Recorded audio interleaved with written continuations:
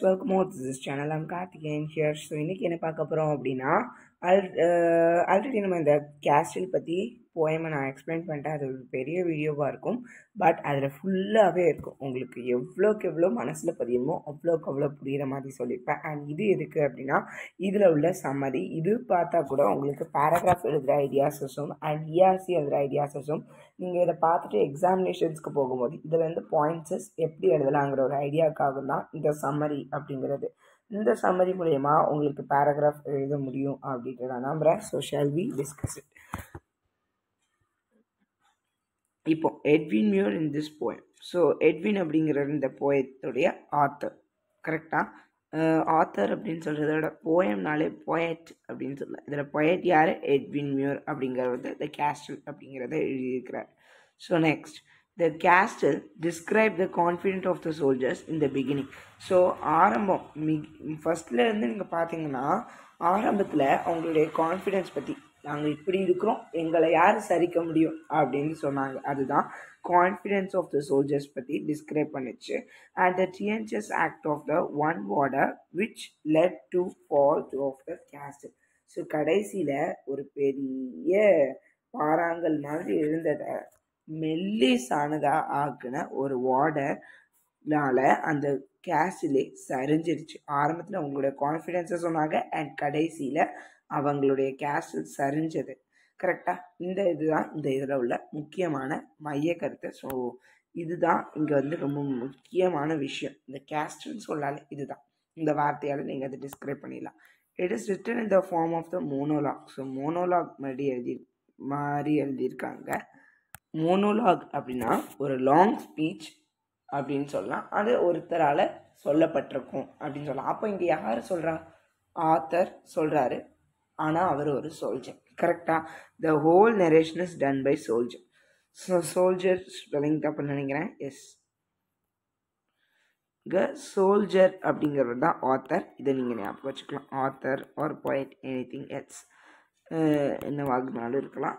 சோல்ஜர்னால் இங்கே போயட் தான். அண்ட் அதுக்கடுத்து என்ன சொல்லியிருக்காங்க? த்ரூ அவுட் த சம்மர் சீசனில் enemies was trying to take over the castle. So castle அந்த கோட்டையை கையாளுறதுக்காக எனிமி என்ன பண்ணுறாங்க? ட்ரை பண்ணுறாங்க. பட் த சோல்ஜர்ஸ் வாஸ் வாட்சிங் the moments of the enemy from their defensive wall. அவங்களுடைய வாலில் இருந்து டியூரெட் வால் அப்படின்ட்டு இங்கே சொல்லியிருப்பாங்க. அந்த டியூரெட் வாலில் இருந்து என்ன பண்ணிகிட்டு இருக்காங்களாம்? பார்த்துட்டு இருக்கிறாங்க அப்படின்ட்டு சொல்லலாம். அண்ட் சினோனிம்ஸ் அண்ட் மீனிங்ஸ் கூட அந்த வீடியோவில் நான் பிக்டோரியலாக காமிச்சிருக்கேன். அண்ட் அதனால தான் அந்த கேஸ்டில் வீடியோவை நீங்கள் பார்த்தீங்கன்னா இது ரொம்ப ஈஸியாக இருக்கும், ஒரு ரிவிஷன் மாதிரி இருக்கும். டிஃபென்சிவ் வால்லேருந்து, பாதுகாப்பான வால்லேருந்து என்ன பண்ணிகிட்டு இருக்காங்க? எனிமீஸோட மூமெண்ட்டை பார்த்துட்ருக்காங்க. இந்த கேட்ஸ் எல்லாமே எப்படி இருக்குது?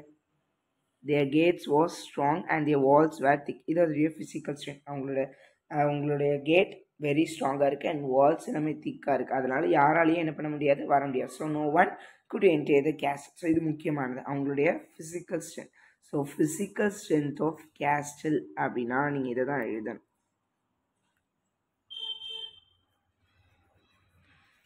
கேஸ்டிலுடைய ஃபிசிக்கல் ஸ்ட்ரென்த், அவங்களுடைய கேட்ஸ் அண்ட் வால்ஸ் எப்படி இருந்தது. அதுக்கடுத்து only a bird could fly over the wall and reach the castle. So பறவையால் மட்டும்தான் பறக்க முடியும், அது மட்டும்தான் கேஸ்டில் என்ன பண்ண முடியும்?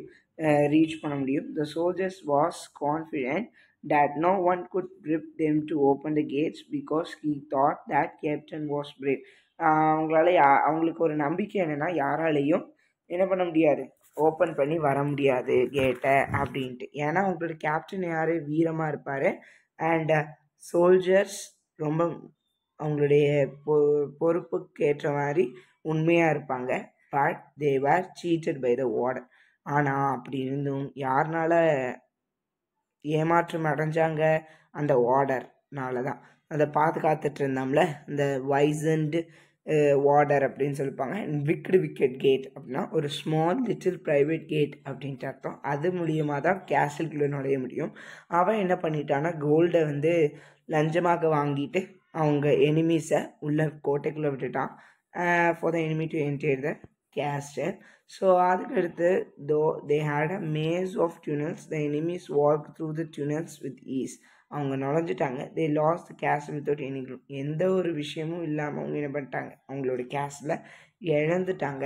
த famous castle was overthrown. So என்ன பண்ண ஓவர் த்ரோன் அப்படின்னா டெஃபிட்டட் அப்படின்ற அர்த்தம். ஸோ என்ன பண்ணிட்டாங்க, இழந்துட்டாங்க. No one can narrate this tale without shame. யாராலையும் வெக்கம் நிறைஞ்ச இந்த கதையை எப்படி சொல்ல முடியும் அப்படின்ட்டு கடைசி ஸ்டான்ஸாக சொல்லியிருப்பாங்க. They could do nothing as they were sold out to the enemy.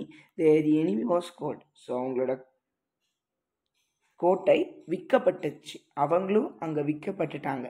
ஒன்றுமே நடக்கல, அவங்க அங்கே விற்கப்படுறாங்க. பீயிங் சோல்டு அப்படிங்கிற ஒரு வரி அங்கே இருக்கும். The only enemy was gold. அவங்களோட உண்மையான எனிமியான கோல், அதுக்கு அதை தோக்கடிக்கிறதுக்கு அதை எதிர்த்து எந்த ஒரு விற்பனும் இல்லை. ஸோ இதுதான் இந்த ஸ்டோரி, த சம்மரி. இது கூட நீங்கள் பேராகிராஃபில் எழுதலாம். அவ்வளோ ஒவ்வொரு ஸ்டான்ஸோட வரிகளையும் நான் இங்கே கொடுத்துருக்கேன். அண்ட் தேங்க்யூ ஃபார் வாட்சிங். ஸோ அடுத்த வீடியோ அப்ரிசியேஷன் கொஷின்ஸ் நான் போடுறேன்.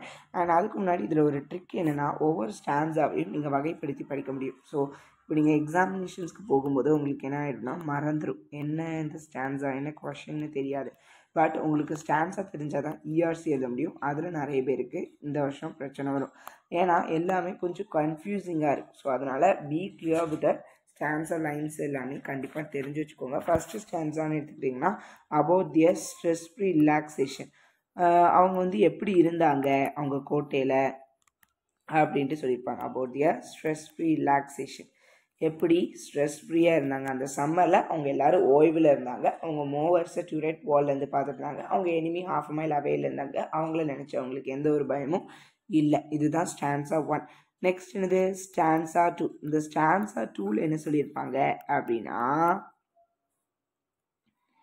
அவங்களுக்கு எந்த ஒரு பயமும் இல்லை. ஏன்னா அவங்கள்ட்ட ஆர்ம்ஸ் அண்ட் ஃபுட்ஸ் இருக்குது. அதாவது அவங்களுடைய பவர்ஸ் அங்கே சொல்லியிருப்பாங்க. தேர் பவர்ஸ், சோல்ஜர்ஸுடைய பவர்ஸ் அங்கே எக்ஸ்பிளைன் பண்ணியிருப்பாங்க.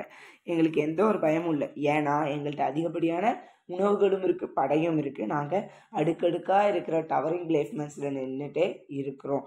எங்களுக்கு எந்த ஒன்று நடந்தாலும் எங்களுக்கு சப்போர்ட் பண்ணுறதுக்கு பக்கத்து நண்பர் நாடுகள்லாம் இருக்கிறாங்க. சம்மரில் ரோடு முழுக்க இலைகளாக இருக்குது இப்படின்னு சொல்லியிருந்தாங்க. அண்ட் ஸ்டான்ஸா 4 என்னது இருக்குது அப்படின்னா, சரி ஸ்டான்ஸா 3 கரெக்டாக. ஸ்டான்ஸா 3ல் என்னது இருக்குது அப்படின்னா, அவங்களுடைய கேட்டோடைய ஃபிசிக்கல் ஸ்ட்ரென்த்தை எக்ஸ்பிளைன் பண்ணியிருப்பாங்க. ஸோ இந்த மாதிரி நீங்கள் ஞாபகம் வைக்கும்போது ஈஸியஸ்டாகவும் இருக்கும் அண்ட் கண்டிப்பாக ஞாபகமும் இருக்கும் அப்படின்ட்டு நான் நினைக்கிறேன். உங்களுக்கு பேராகிராஃப் நீங்கள் படிச்சுட்டு போனனாலும் இந்த பாயிண்ட்ஸ் வச்சு நீங்கள் எழுத முடியும். அதாவது இதை ஒரு சப்கேட்டிங்காக கூட நீங்கள் வச்சுக்கலாம்.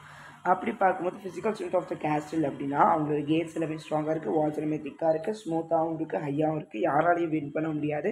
நோ கிளவர்ட்ரிக், எந்த ஒரு தந்திரமும் செயல்படாது. அவங்க உயிரோடு இருந்தாலும் சரி, பிணமாக இருந்தாலும் சரி, அதில் யாராலையுமே நுழைய முடியாது. Only a bird could enter. So பேடால் மட்டும்தான் என்ன பண்ண முடியும், உள்ளே நுழைய முடியும். அதுக்கடுத்து என்ன இருக்குது, ஸ்டான்ஸா 4. இந்த ஸ்டான்ஸா 4ல் என்ன சொல்லியிருக்காங்க அப்படின்னா, they told that அவங்களுடைய கேப்டன் பற்றி, அதாவது லாயாலிட்டி, அவங்க எப்படி லாயலாக இருந்தாங்க அப்படிங்கிறத பற்றியும் அண்ட் கேட்டை பற்றியும் சொல்லியிருப்பாங்க.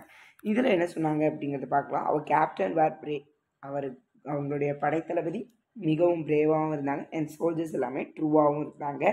லிட்டில் ப்ரைவேட் கேட் தான் இருந்துச்சு. அதை யார் மூலிமா பாதுகாக்கப்பட்டுச்சு அப்படின்னா, விக்கெட் கேட் அப்படின்னு சொல்லுவாங்க.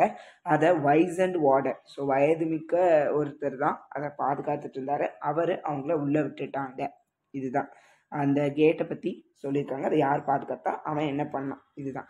Next stanza 5. இந்த ஸ்டான்ஸா 5ல் என்ன எக்ஸ்பிளைன் பண்ணியிருக்காங்க அப்படிங்கிறத பார்த்தோம்னா, சிட்டாடல் ஓவர் த்ரோன், எப்படி அந்த சிட்டாடல் இழந்தாங்க, ஓவர் த்ரோன் ஆணுச்சு அப்படிங்கிறது தான் சொல்லியிருக்காங்க. ஸோ இந்த சிட்டாடல் எப்படி ஓவர் த்ரோன் ஆணுச்சு, என்னதுனால அவன் உள்ளே விட்டான்னா, அந்த ஒரு பெரிய பாறாங்கல் ஜுனியல்டு ஸ்டோனு ஒரு டின் ஏரா 3 inches மாறிடுச்சு, மெல்லிஸாக மாறிடுச்சு. சிட்டாடல் ஓவர் த்ரோன் பண்ணிட்டாங்க. இந்த ஒரு சீக்ரெட்டான எல்லா விஷயங்களும் என்ன ஆயிடுச்சு, வெளியே வந்து தெரிஞ்சு போயிடுச்சு அப்படின்ட்டு சொல்கிறாங்க. இப்போ ஸ்டான்ஸா 6. இந்த ஸ்டான்ஸா 6ல் என்ன சொல்லியிருக்காங்க அப்படின்ட்டு பார்த்தோன்னா, this is based on about their enemy, அவங்களுடைய எனிமியை பற்றி சொல்லியிருப்பாங்க. அவங்களோட உண்மையான எனிமி யார், ஏன் அவங்கள தோக்க முடியலை அப்படிங்கிறத சொல்லியிருப்பாங்க. இங்கே பார்த்தோன்னா அவங்களோட உண்மையான எனிமி கோல்டு. பிகாஸ் கோல்டு கொடுத்துட்டு தான் அவன் என்ன பண்ணியிருக்கான், உள்ளே விட்டுருக்கான் அந்த வைஸ் அண்ட் வார்டர். அந்த மாதிரி ஒரு how can the shameful story to be told, யார்கிட்ட இந்த மாதிரி ஒரு வெட்கம் நிறைந்த இந்த கதையை சொல்ல முடியும்.